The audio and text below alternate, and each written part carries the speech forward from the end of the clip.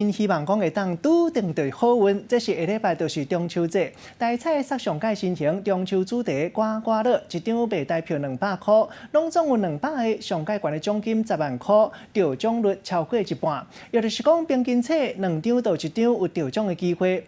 都有彩券行讲开始卖头一天，早起时7点钟，都有彩迷想要来试看，敢会当好运得大奖。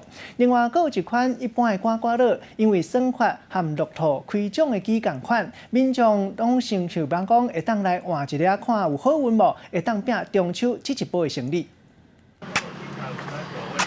拆开刮刮乐，彩券园一张接着一张补货。详细看，顶悬有金果水、香菇甲月兔，原来是中秋节要到咯。台彩来杀出新款的中秋主题刮刮乐，每一张新台票200块，总共有200个，上悬的奖金有10万块，得奖的几率超过1半。50%，那也蛮高的哎。就这个几率还有机会啊，70-80吧。开卖头一天，就有袂少的彩迷来试手气。除了战胜中秋，台彩嘛甲另外一款的刮刮乐换新包装，模仿乐透开奖的热销款，每一张嘛是200块，有机会来挂到5个上悬奖金200万，得奖的几率是30%。彩券行的头家根据家己的经验，教大家经刮刮乐的撇步，看正边下骹的票号2233还是88这种的尾数，双生啊过去得奖的几率较悬。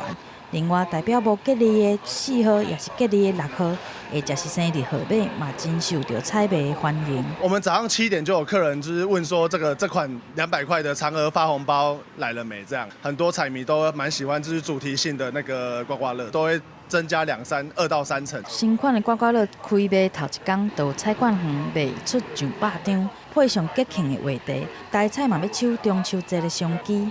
记者综合报道。